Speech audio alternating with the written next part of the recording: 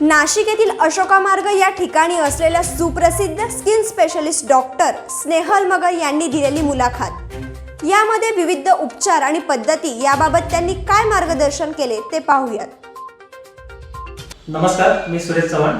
Star 24 fast news मध्ये सगळ्या प्रेक्षकांचं हार्दिक स्वागत। स्टार 24 फास्ट न्यूज हे नेहमीच विविध उपक्रमांचं आयोजन करत असतं।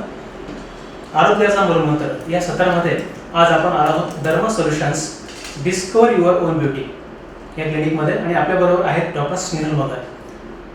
आपण त्यांच्याकडनं आज सौंदर्य रिलेटेड सौंदर्यशास्त्र तज्ञ म्हणून काम करतात आणि आयुर्वेदामध्ये देखील त्यांची प्रॅक्टिस आहे। तर अशा बऱ्याचशा गोष्टी आपण आज त्यांच्याकडे जाणून घेणार आहोत। सर्वप्रथम मॅडम आपल्या या कार्यक्रमात स्वागत। काय सांगा? नमस्कार। नमस्कार, मी डॉक्टर स्नेहल मगर। मी सौंदर्यशास्त्र तज्ञ आहे, कॉस्मेटॉलॉजिस्ट, ट्रायकोलॉजिस्ट आणि आयुर्वेद कन्सल्टंट म्हणून काम करते। माझं डर्मा सोल्युशन्समध्ये तुमचं स्वागत आहे सर। इथे आपण सगळ्या प्रकारच्या त्वचेच्या सौंदर्याच्या, केसांच्या आणि नखांच्या या सगळ्याही गोष्टींच्या आपण चिकित्सा इथे करत असतो किंवा आपण ट्रीटमेंट्स करत असतो। बेसिकली इथल्या याचा हे असं आहे, एक कन्सेप्ट असा आहे सर माझ्या ह्या क्लिनिकचं की याच्यामध्ये मी कॉस्मेटॉलॉजिकल प्रोसिजर्स बरोबरच आयुर्वेदिक पद्धतीने रूट कॉजपर्यंत जाऊन किंवा पेशंटच्या रिक्वायरमेंटच्या नुसार जसं काही असेल ते अकॉर्डिंगली ट्रीटमेंट करत असते। म्हणजे बेसिकली फक्त कॉस्मेटिक ट्रीटमेंटच आपल्याकडे होतं तसं नाही आहे, तर आपण रूट कॉजपर्यंत जाऊन ह्या सगळ्या गोष्टींच्या मुळापर्यंत जातो। बालस्वास्थ्य कार्यक्रमामध्ये पण सरकारच्या इन्व्हॉल्व होते, वैद्यकीय अधिकारी म्हणून कार्यरत होते। तर तिथे असताना मी बऱ्यापैकी सरकारच्या विविध उपक्रमांमध्ये काम केलेलं आहे।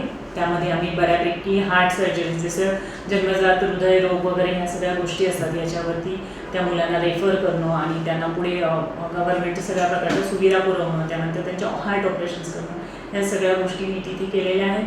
त्यानंतर कोविड हॉस्पिटलमध्ये, कोविडच्या काळामध्ये पण माझं आहे काम। त्यावेळेला माझं श्री साई कोविड हॉस्पिटल म्हणून हॉस्पिटल होतं, 25 बेडर। आम्ही कम्प्लिटली ऑक्सिजन सेटअप होता, बॅकअप होतं, व्हेंटी होतं। त्याही काळामध्ये सेकंड वेव्हमध्ये कोविडच्या हॉस्पिटलमध्ये ॲज अ डायरेक्टर म्हणून काम केलेलं आहे। नक्कीच मॅम। आणि अजून एक विषय म्हटलं तर धर्मा सोल्युशन्स मॅडम कशी संकल्पना आणि या नावाचा अर्थ तरी काय? डर्मा सोल्युशन्स, डर्मा म्हणजे बेसिकली डर्माचा अर्थ असा होतो स्किन किंवा डर्मिस आम्ही म्हणतो। स्किनच्या किंवा डर्मिसच्या एका लेअरला, स्किनच्या एका लेअरला डर्मिस असं म्हटलं जातं। तर डर्मिसमधल्या सगळ्या प्रकारच्या आजारांशी ज्या गोष्टी असतात, ज्या निगडीत असतात, तर त्या सगळ्या गोष्टी, आता स्किन हा आपल्या शरीराचा सगळ्यात मोठा अवयव मानला जातो। तर मग ज्या वेळेला स्किनची निगडीत गोष्टी येतात तर त्याचा अर्थ होतो डर्मा म्हणजे आपण असं म्हणू शकतो की त्वचेशी निगडीत सगळ्या प्रकारच्या, आणि सोल्युशन्स म्हणजे उपाय किंवा निरसन म्हणू शकतो। तर सगळ्या प्रकारचे उपाय किंवा निरसन त्वचेशी संबंधित कुठल्याही प्रकारचे हे आपल्या क्लिनिकमध्ये होतात, म्हणून मग मी त्याचं नाव डर्मा सोल्युशन।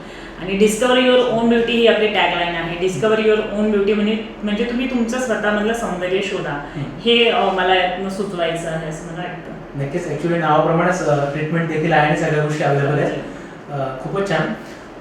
एस्थेटिक आणि कॉस्मेटॉलॉजी बद्दल सविस्तर माहिती जर मिळाली तर खूप बरं होईल। एस्थेटिक म्हणताना सगळ्यात बेसिकली सोप्या शब्दात सांगायचं, एस्थेटिक आणि कॉस्मेटॉलॉजी। एस्थेटिक म्हणजे आपल्या डोळ्यांना छान वाटतं ते, कुठलीही गोष्ट जी डोळ्यांना छान वाटते ती म्हणजे एस्थेटिक। आणि कॉस्मेटॉलॉजीच्या बाबतीत म्हणायला गेलं तर सौंदर्यशास्त्र। सौंदर्यशास्त्र ही संकल्पना अशी आहे की ब्युटिफिकेशन, आपण कुठल्याही गोष्टीचं, तर त्वचा किंवा डर्मॅट म्हणजे जी गोष्ट आहे की डर्मॅटॉलॉजी ही जी गोष्ट आहे म्हणजे आपण स्किनशी संबंधित सगळ्या आजारांची तिथे ट्रीटमेंट्स आणि उपचार वगैरे करत असतो। पण कॉस्मेटॉलॉजीमध्ये आपल्याला सगळ्या प्रकारचं सौंदर्य, जसं चेहऱ्याचं, त्यानंतर नखांचं, शरीराच्या त्वचेचं, त्यानंतर सगळ्याही प्रकारच्या तुमच्या डोळ्यांना ज्या गोष्टी सुंदर दिसतील, सौंदर्य वाटेल, ते म्हणजे कॉस्मेटॉलॉजी। ओके, बरोबरच। ॲक्च्युली या गोष्टींची माहिती देखील असणं गरजेचं आहे। उपचार पद्धती करणं हे बरोबर आहे, परंतु मात्र त्याच्या मुळाशी जाऊन नेमकं आपण त्याच्या आजूबाजूची जी माहिती ती असणं देखील गरजेचं असतं।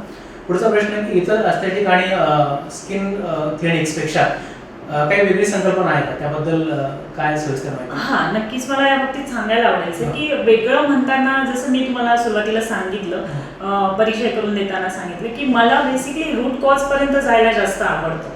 कारण गोष्ट अशी आहे की ज्या वेळेला आपण कॉस्मेटॉलॉजीचा विचार करतो तर कॉस्मेटॉलॉजी म्हटलं की जनरली लोकांची एक संकल्पना आहे, जसं आता यूट्यूब, फेसबुक, इन्स्टाला बघितलं जातं की कॉस्मेट म्हटलं म्हणजे की एक स्पेसिफिक प्रोसिजर केली किंवा कुठलं झालं, लोकांचं असं म्हणणं असतं, मला पेशंटचे फोन येतात की मॅडम वांग आहे, डार्क सर्कल्स आहेत, त्याच्यासाठी आम्ही काय करू शकतो। कॉस्मेटॉलॉजिकल बऱ्याच प्रोसिजर्स आणि ट्रीटमेंट आपण त्यात करतो, पण बेसिकली वांग कशामुळे होतोय किंवा तुम्हाला ॲक्ने कशामुळे होत आहेत किंवा तुम्हाला डार्क सर्कल्स कशामुळे होतात, ह्या सगळ्या गोष्टींवर पण हे करणं गरजेचं आहे. तर अशा वेळेला मग गरज पडली पेशंटला तर जसं मी म्हटलं तसं आयुर्वेद म्हणा किंवा ॲलोपॅथ म्हणा किंवा अजून कुठल्या उपचार पद्धतीने ऑर्गॅनिक पद्धतीने आपण त्यांना त्या मेडिसिन्स म्हणजे कॉस्मेटॉलॉजिकल प्रोसिजर्स आपण इथे करतोय, पण रूट कॉज परत पेशंटला त्या गोष्टींना फेस करायची वेळच यायला नाही पाहिजे. ह्या गोष्टीवर आपण थोडंसं कॉन्सन्ट्रेट करतो असं म्हणजे बेसिक म्हणूनच मी सोल्युशन्स म्हटले की सर्व प्रकारचं 100% सोल्युशन आपल्याला पेशंटला द्यायचं आहे याच्यातनं. सध्याच्या काळात मॅडम त्वचा विकाराचा जो काही उद्भवणार आहे म्हणजे तरुण असतात सगळ्यांनाच त्याचा त्रास आहे, तर त्याची कारणं काय आणि त्याच्यावर नेमकी उपचार पद्धती कशा पद्धतीने झाली पाहिजे किंवा आपल्या सोल्युशन्स डर्मा सोल्युशन्समध्ये कशा पद्धतीने उपचार केले जातात? सध्याच्या काळात सर असं म्हणायला गेलं तर फूड हॅबिट्स खूप आहेत, पोल्युशन खूप आहे, आपली धावपळ खूप आहे, स्ट्रेस खूप आहे, वर्क फ्रॉम होममुळे आपला स्क्रीन टाइम खूप जास्त वाढलेला आहे. तर ह्या सगळ्या गोष्टींमुळे कसं होतं की तुमच्या फूड हॅबिट्स प्रॉपर नसल्या की असं म्हणतात ना की सगळ्या गोष्टींचा मार्ग पोटात न जातो. ज्यावेळेला तुमचं पोट स्वच्छ आहे, सगळ्या गोष्टी स्वच्छ आहेत, तर बट ऑब्वियस आहे की त्या गोष्टींचं प्रतिबिंब तुमच्या चेहऱ्यावर दिसतं, तुमच्या स्किनवर दिसतं, तुमच्या केसांवर दिसतं. स्ट्रेसमुळे हल्ली केस गळणं किंवा चेहऱ्यावरची त्वचा काळवणं आणि ह्या सगळ्या गोष्टी आहेत. आता सध्याच्या काळात सगळ्यात जास्त आपण बघायला गेलं तर बुरशीजन्य आजार किंवा फंगल इन्फेक्शन खूप जास्त पसरलेले आहे.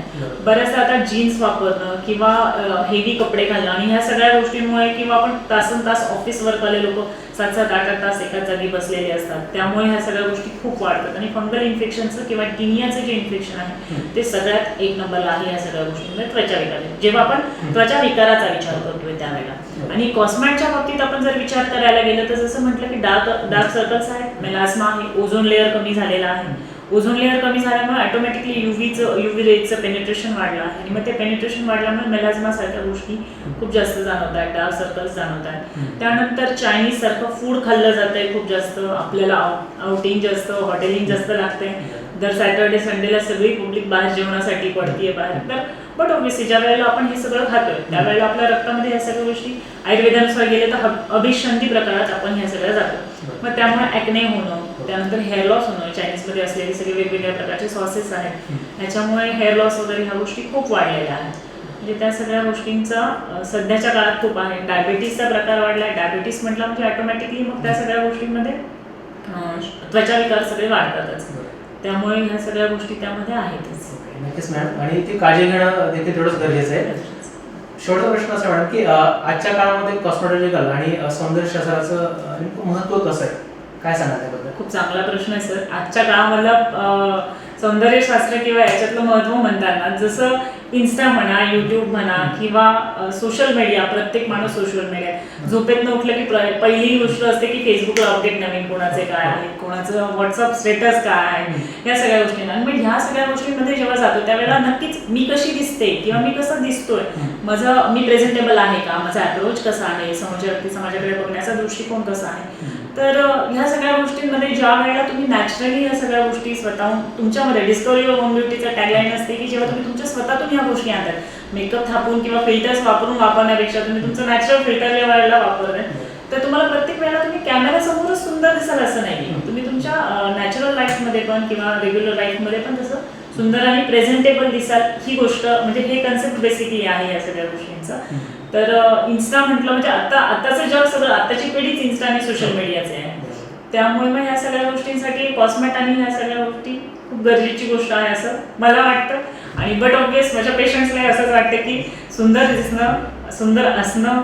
आणि ह्या सगळ्यांसोबत मला सांगायला आवडेल की ज्यावेळेला रूट कॉजपासून आपण काम करतोय त्यावेळेला आपलं मानसिक सौंदर्य त्या पद्धतीने, ज्यावेळेला तुम्ही स्ट्रेस फ्री होता तुमच्या आजाराला घेऊन, त्यावेळेला ऑटोमॅटिकली तुमचं मानसिक सौंदर्याचा ग्लो तुमच्या चेहऱ्यावर दिसतं असं माझं पर्सनल मत आहे.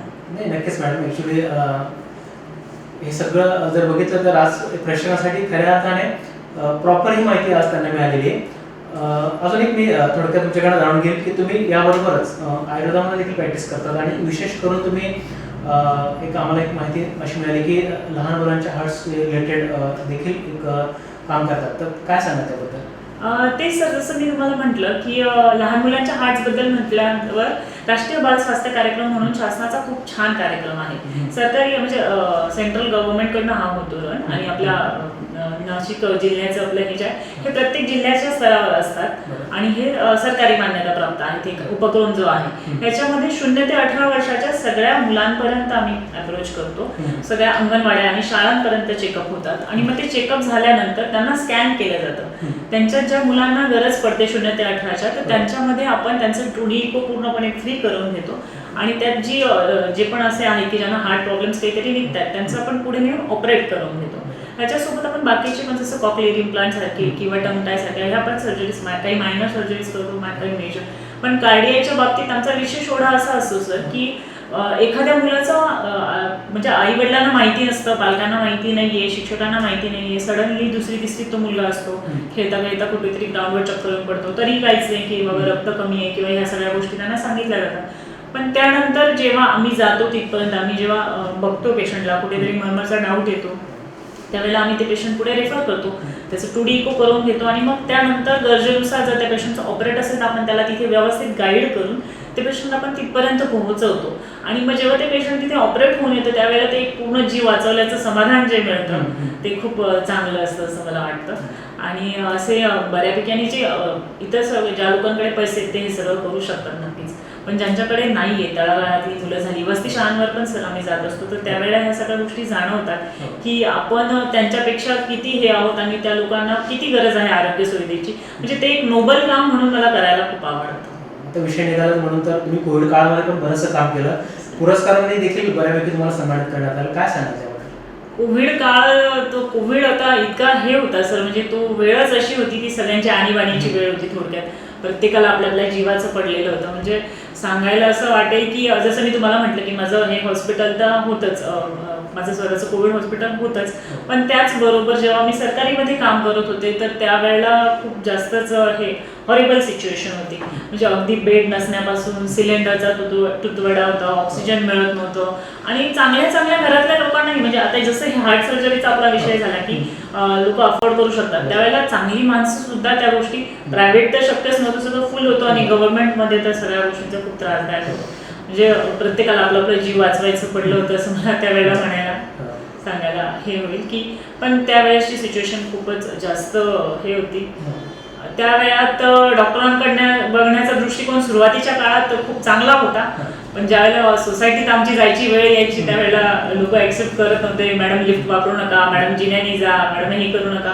तर ह्या गोष्टी पण आम्ही सगळ्या फेस केल्या आहेत आणि त्या ड्युरेशनमध्ये मग घरातल्या लोकांना फॅमिलीपासून आयसोलेट राहणं, म्हणजे आपण आपल्या स्ट्रेसमध्ये असणं ही वेगळी गोष्ट होती आणि त्यावेळेला आपण आपल्या फॅमिलीपासून दूर आहोत, आयसोलेट आहोत, ही गोष्ट जास्त जाणवायची.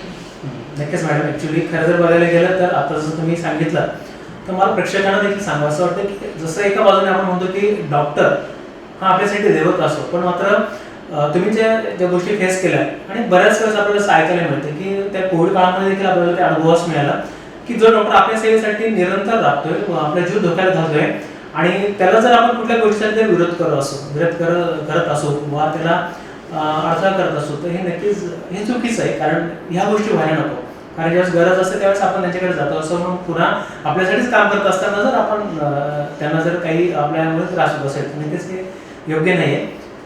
तर मॅडम नक्कीच एका मुलाखतीमध्ये हा सर्व विषय संपणारा नाही आहे, पण तुम्ही जे काम करतात म्हणजे सोशल पण करत आहात, बाकी लहान मुलांसाठी करतात, कोविड काळामध्ये काम केलं आणि सर्वात महत्त्वाचं म्हणजे आताच्या पिढीला जो त्वचारोग संदर्भाने सौंदर्य शी रिलेटेड जो काही सगळे उपचार हवेत किंवा ते जे काही आजार आहेत त्याच्यावर तुम्ही आधुनिक पद्धतीने आता खूप चांगल्या पद्धतीने उपचार करतात, ती सुविधा इथे उपलब्ध आहे.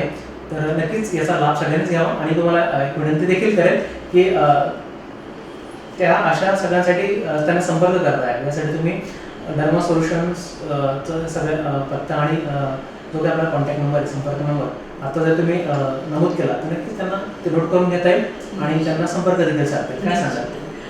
डर्मा सोल्युशन हे आपलं क्लिनिक अशोका मार्गच्या जवळ रविशंकर मार्ग आहे, के वाघ स्कूलच्या जवळ किंवा रॅन इंटरनॅशनलपासून अगदी 1 मिनिटाच्या अंतरावर आहे. तिथे आपल्याला ह्या सगळ्या सर्व्हिसेस मिळू शकतात आणि माझा मोबाईल नंबर किंवा क्लिनिकचा मोबाईल नंबर आहे 9519519561. ह्या नंबरवर तुम्ही फोन करून अपॉइंटमेंट बुक करू शकता किंवा तुम्हाला कुठल्याही प्रकारच्या शंका असतील त्या शंकांचं निरसन या नंबरवरती तुमचं करण्यात येईल. ओके, धन्यवाद मॅडम, खूप खूप आभारी. तुम्ही तुमचा वेळ दिला आणि सगळ्या प्रेक्षकांना देखील या संदर्भात खूप चांगली माहिती मिळाली. धन्यवाद. Thank you sir.